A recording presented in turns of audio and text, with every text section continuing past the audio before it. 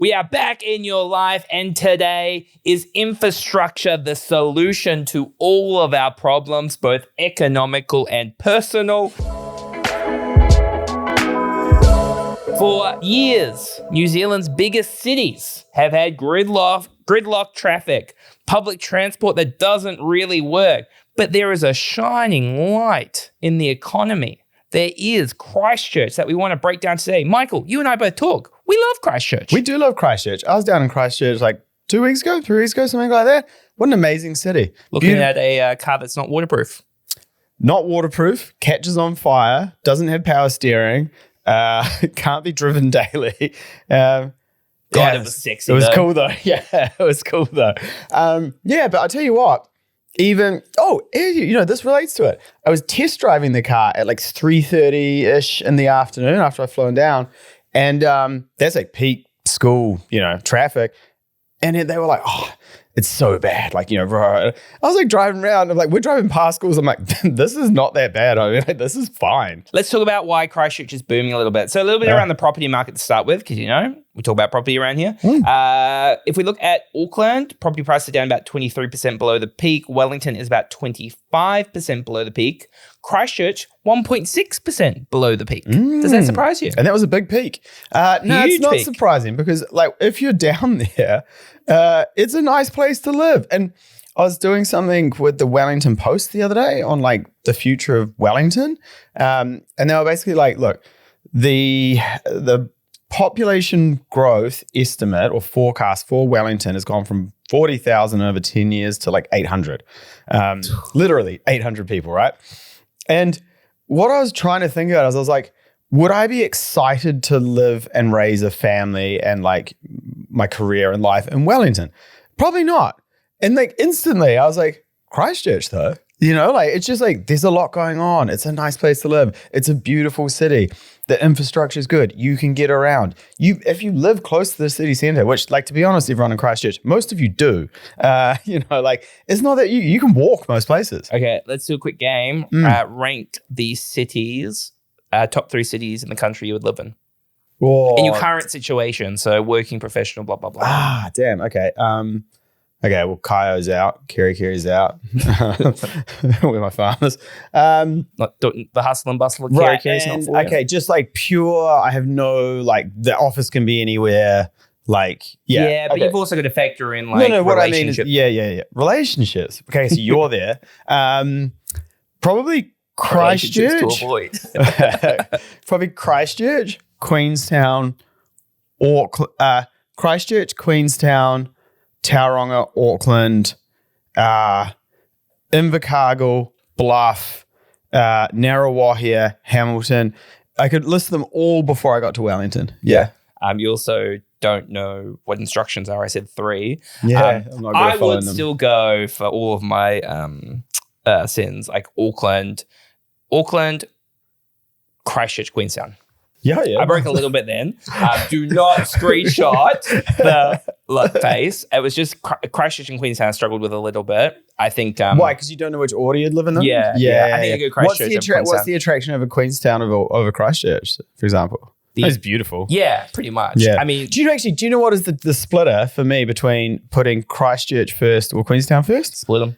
The infrastructure in Queensland is a pain in the ass to get around. Exactly what I was thinking. The traffic is unreal. Yeah. Are they doing a gondola from the airport all the way into the city centre? What's a gondola? Yeah, you know the gondola? That's shit like in the Swiss Alps. Yeah. And a gondola from the airport to the city centre. I don't know what you're smoking, but that is wild. You got to keep talking. I'm going to quickly check this. Cool. So in terms of infrastructure, when we talk about it, what are we talking about, right? What do we actually mean when we're talking about this thing? And it is not just traffic. Yes, good roading, public transport services are key to infrastructure, but it's also around the design of the city. How easy is that city to live in? The design of the buildings. Do they look good? Or does it look like Wellington? The schooling, everything that kind of the government provides, which is a framework for how kind of that town society lives in. That's what we mean when we talk about infrastructure. It is something they're talking about down in Queenstown. It's not locked in. Plans for a Queenstown gondola could be submitted to council later this year, with the first stage opening in late 2028. Because the problem is that one road just sucks. It must be like mushroom season down there or something, because they haven't eaten something. That's a very long gondola. Like, also, having someone who's been stuck in a blizzard on effectively a gondola on Mount Ruapehu, the lifts going up the thing. Right. It was like my second time at the snow, and I just it was me and my sister, and it just I say it was a blizzard. In hindsight, it probably just started snowing, and I just threw a bitch fit, kicked off my snowboard and started crying. I was like, I don't want to be here anymore. Take me back to the beach. Yeah, that sounds about right. It's like when you're talking to clients down south and you go it's freezing at the moment. They're like, you know nothing. Yeah. But it's that infrastructure that a city has can really add to the quality of life for its citizens. Just from a point of you spend less time in traffic, easy to get around. But if you think about it, right, so it's not just traffic. It is around schooling, public transport, the design of the city, the design of the buildings, all of that. All of those little incremental things adds up to basically how good your day is living in that city, right? If you're walking around a city and it is ugly and it's hard to get around and it's real hilly and all this sort of stuff, it sounds like I'm just talking about Wellington. I'm not. Those incremental things make it a little bit harder. You and I went to the wrong office in Queenstown once, in Christchurch once, right? I think it was Sotheby's maybe, or it was Collier's. Collier's, yeah. And we showed up to the office and they're like, what are you doing here? You're meant to be over the other side of town. We're like, oh, crap. And then we're like, wait, it's a 10-minute walk. It's dead flat. Let's just leg it. If we were in Auckland and we were at the wrong Collier's office and we had to get across town to do that, that ain't happening. If you look at how Christchurch is built, right, a lot of it is a lot of townhouses that, to be fair, I think look quite nice, that create a lot of accommodation quite close to the city centre, and then the next stage is more of the quarter acre sections, bigger houses, etc. If you were to redesign Auckland from scratch, what would you do? I would shift the port because I know it's a deep water port, but having been in Sydney last week, I'm like, man, this is beautiful. And then I come here, I'm like, oh, look at these containers, lovely. I would shift the ports. I would have gone back 50 years, and instead of going with buses, would have gone with trains. I would put a stadium on the waterfront.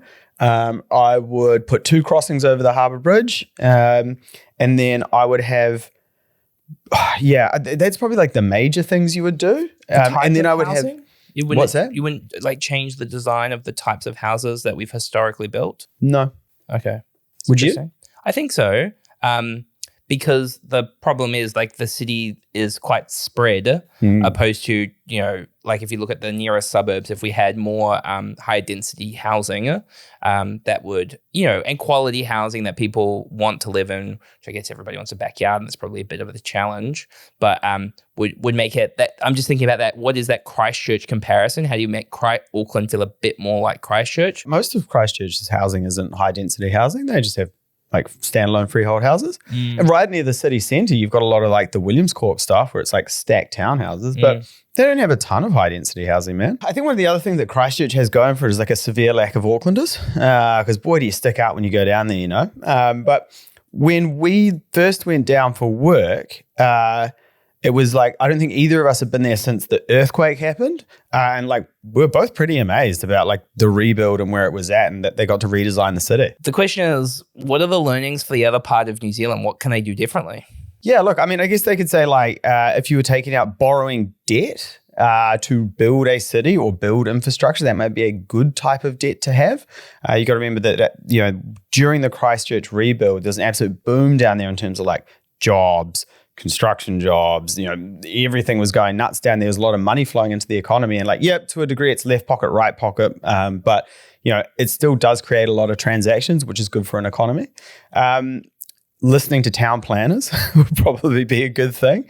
And I would say to a degree, getting the politicians out of the way. That's probably one of the main things that happened in Christchurch, I think, is they just got on and did it because they had to rebuild a city instead of going do you think we could have another crossing over the harbour bridge? Should we do it? Should we put it here? No, let's do it here. No, I want it to go over this sandbank, and you just get nothing, right? The town planner comment's interesting. Yeah, I got a cousin who's a town planner. I'd like to get a town planner on the podcast. I got a cousin who's a town planner. She was in London, then now she lives in Wellington. You've got a cousin for everything. Yeah, no, I got a lot of cousins, man. So yeah, I think that's probably the major lessons. The tricky thing is, like, just to say apply the lessons doesn't really work, because Christchurch had like a rebuild, like, what is the lesson? Like, knock the whole city down and start again? That's not really a lesson you can learn, right? It's got to be around, like, how do you make strategic decisions with what you've got at the moment to improve the quality of life for the citizens in the city? And like, to a degree, Mayor Brown, what's his name?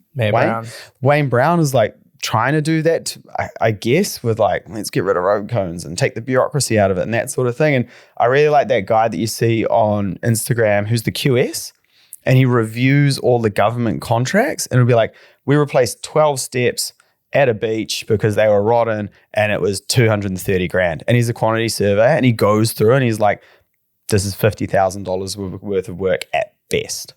We should get him on the podcast. Yeah, he's too big for us, mate. Too big? Yeah. Too big for us? Nah, he's not. We probably could, actually. I think he's over in the UK at the moment. But yeah, super interesting dude. Like someone will drop a link somewhere. Check him out. There's like $15,000 to remove a tree. Like, it's just some of the stuff is wild. The bathroom in Wellington that was built, that I can't remember how much, but it was like a stupid amount of money for a bathroom. The Pahuta tree in Devonport is nuts. It's like, it's north of like 20 grand. The tree had fallen over and they just had to chop it up. And they're like consulting, like, like there's consulting firms involved. There's like all this stuff around like safety barriers. It actually is insane when you see the invoices they get stung with. Yeah.